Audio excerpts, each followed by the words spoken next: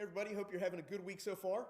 We are getting ready to start the season of Lent, so we wanted to put together a short little video to kind of talk about Lent, what it is, why we do it, and some of the things that we can do during Lent, during this season.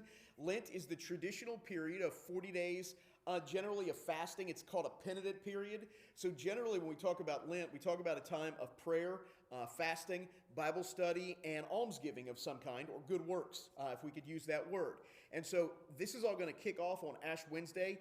Now this particular year, I think Ash Wednesday is going to start a little bit different for a lot of Christians around the world. One of the things that the Catholic Church is doing is they've asked everybody to spend Ash Wednesday in prayer and fasting specifically for the Ukraine. And everybody's aware of the conflict that it's taking place in Eastern Europe now. So I think that's a great idea. I think that's something we all need to participate in.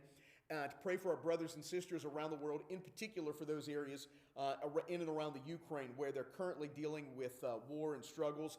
And a member of our congregation actually knows someone who has family in the Ukraine. So that is particularly personal for some of us. So Ash Wednesday is when Lent officially begins. Lent is a 40-day period of fasting. Sundays are excluded. If you're really doing the traditional Lent, you don't fast on Sunday. So that 40-day period that leads us up to Holy Week and eventually Easter.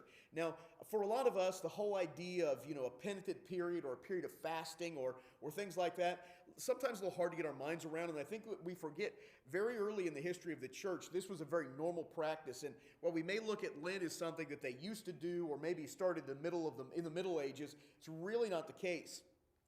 In the early church, there was a traditional period of fasting and repentance and preparation before believers' baptism, which was done at a particular time of the year, generally kind of leading into Easter.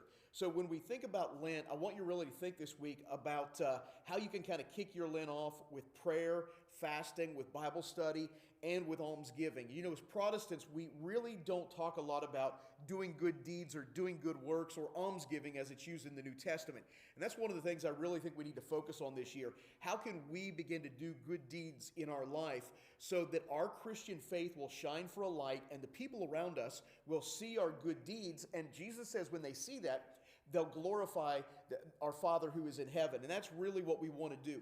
We want to live in a way, especially during this 40-day period, when we're doing two things. We're working on our intimacy with Jesus. We're getting closer to Him through prayer and through Bible study, and we're creating space for God to come into our lives and move.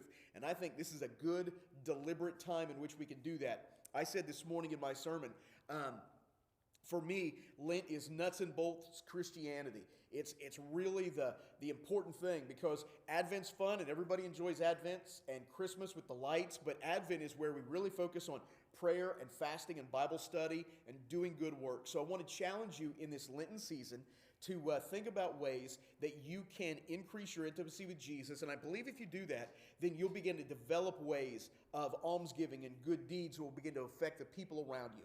So I hope you have a good week, and I'm looking forward to a great Lenten season with everyone. God bless you. Have a good week.